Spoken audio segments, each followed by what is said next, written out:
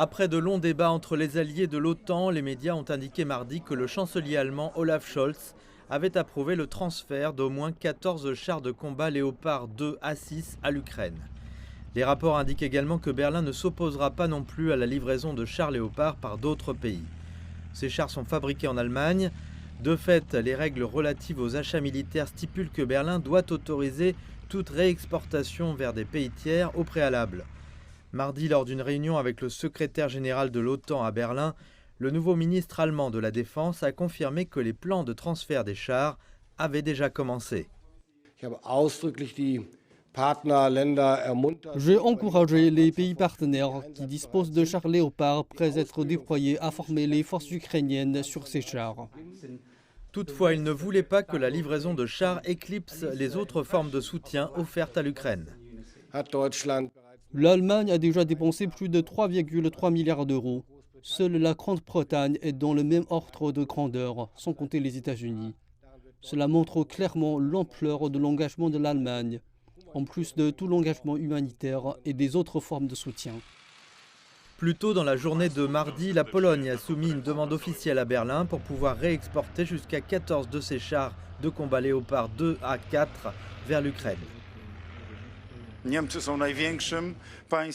Nous avons soumis cette demande et nous attendons une réponse rapide.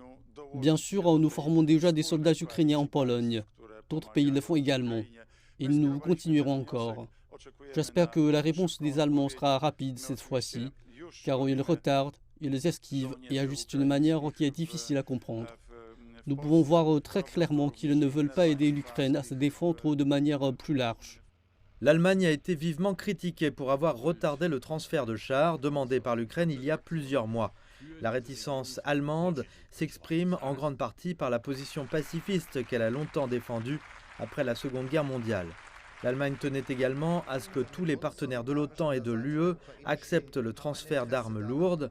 En effet, Berlin se méfie des actions qui pourraient aggraver le conflit et entraîner l'OTAN dedans. La Russie a prévenu que les pays qui fourniraient des armes à l'Ukraine risquaient leur propre destruction et que cela conduirait à une catastrophe mondiale.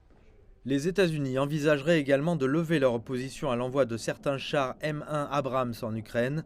Par ailleurs, la Grande-Bretagne a accepté d'envoyer des chars de combat Challenger qui sont comparables dans la zone de conflit.